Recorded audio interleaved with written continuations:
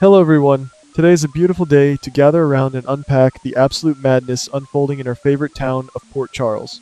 The door has officially slammed shut on Rocco Falconeri's childhood innocence, and there is absolutely no turning back now. If you are sitting there thinking that Dante Falconeri and Lulu Spencer are flying down to the British Virgin Islands for a tearful, heartwarming family reunion, you need to brace yourselves for the most devastating, jaw-dropping twist of the decade.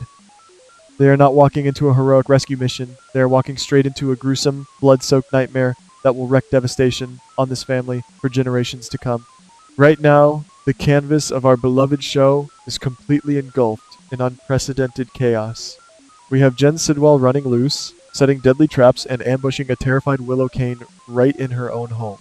We have Valentine Cassadine standing in Geneva, risking his own freedom and facing the terrifying head of the WSBZ, all in a desperate bid to expose the dirtiest double agent in history, Ross Cullum.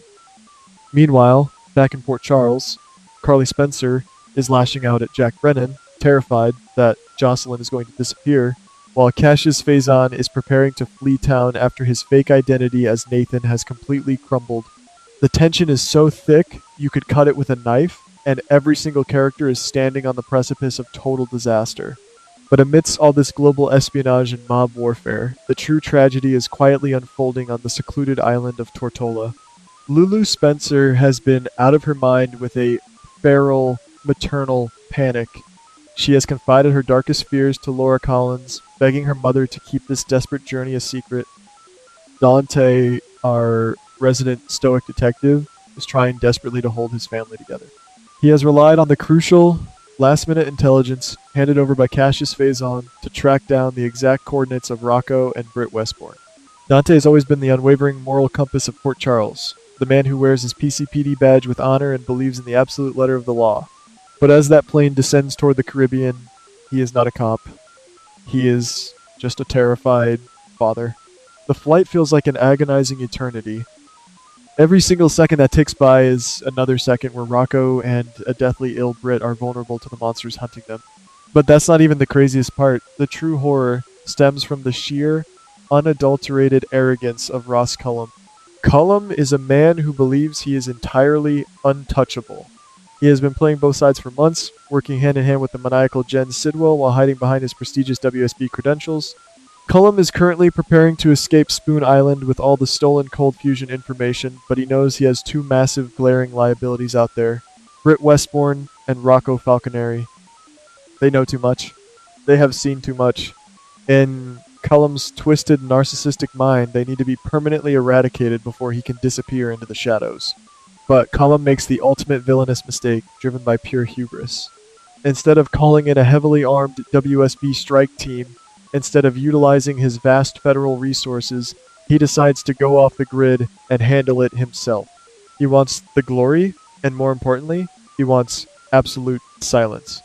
He genuinely believes that a severely sick woman and a terrified teenager will be incredibly easy prey. He thinks he can just slip into their tropical hideout, execute them both without a sound, and walk away with his hands completely clean. But that's not even the craziest part. Down in Tortola, the atmosphere inside that secluded, sweltering cabin is absolutely suffocating. Britt Westbourne is fighting a horrific, losing battle against her failing health.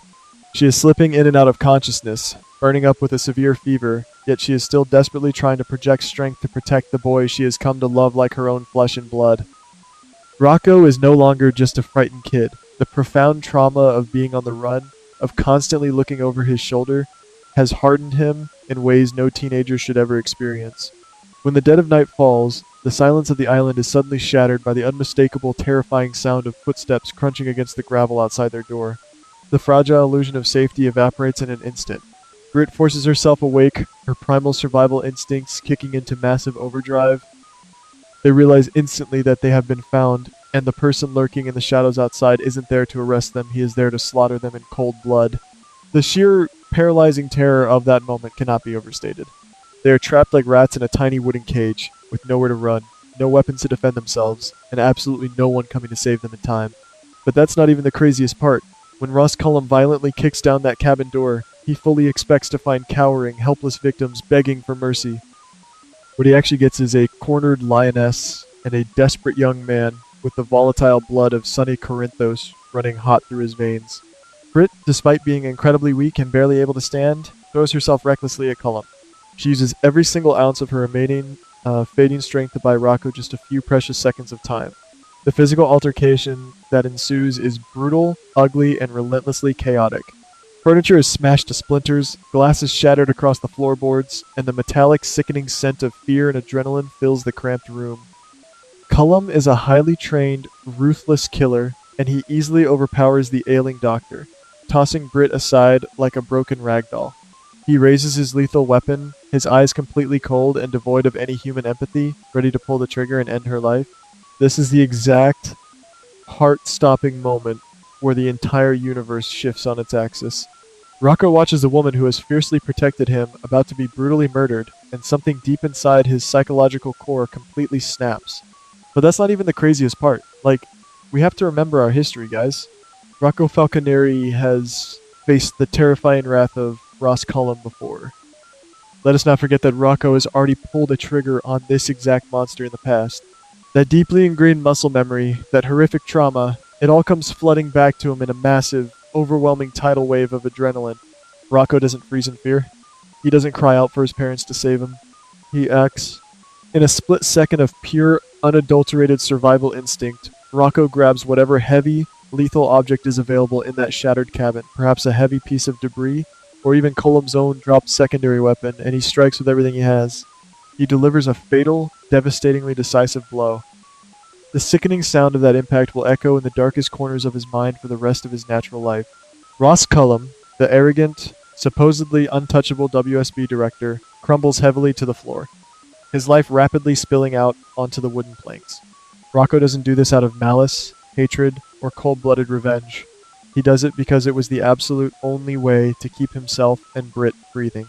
It is the ultimate, undeniable act of self-defense, but it crosses a terrifying moral line that can never, ever be uncrossed. The silence that immediately follows the extreme violence is deafening and heavy.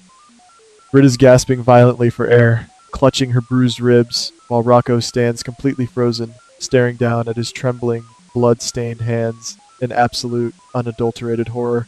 He is just a boy, a teenager who should be worried about school and friends, but in that singular, violent moment, he becomes a killer. And just as the crushing, agonizing reality of this long-buried secret begins to settle over them like a thick, suffocating blanket, the front door of the cabin bursts open once again. Dante Falconeri and Lulu Spencer rush into the room, their own weapons drawn, their hearts pounding out of their chests, fully expecting to find their precious son being held hostage by a maniac. Instead, they freeze dead in their tracks, their breath catching in their throats. The visual tableau they are met with is something straight out of a psychological horror film. Their beautiful, innocent boy is standing paralyzed over the lifeless, bloody corpse of a high-ranking federal agent. The ultimate bombshell drops, and the silence in the room is so thick and oppressive you could cut it with a knife. If you ask me, this is where the true, agonizing psychological torture begins, and it is the most brilliant, emotionally devastating storyline these writers could have possibly given us. Dante Falconeri is a sworn officer of the law. His entire adult identity, his entire moral foundation, is built on justice, truth, and doing things strictly by the book. He has arrested his own father, Sonny Corinthos, in the name of the law. But looking at his own son, trembling, traumatized, and covered in the blood of a WSB agent, that shiny silver badge suddenly feels incredibly heavy and meaningless. Lulu, on the other hand, has the wild, unpredictable blood of Luke Spencer running through her veins.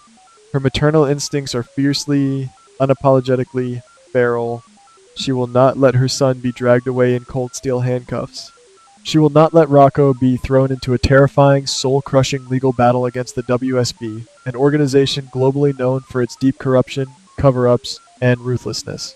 Think about the massive, catastrophic ripple effects this single death will cause across the entire canvas of Port Charles. Valentine Cassadine is currently standing in a secure room in Geneva, begging WSB head Z to investigate Cullum and stop him from using the cold fusion prototype.